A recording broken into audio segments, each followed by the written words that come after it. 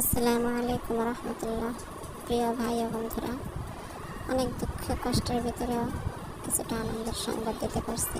এজন্য মহান রব্বে কারিমের দরবারে শুকরিয়া জানাই, আলহামদুলিল্লাহ।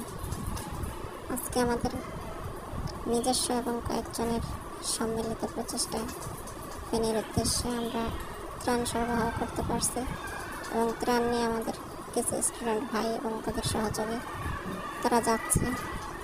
এজন্য মনটা কিছুটা হলেও স্বস্তি এবং আনন্দিত যে আমরা আসলে বন্যার্তদের জন্য সামান্য একটু চেষ্টা নিজের থেকে করতে পারতেছি।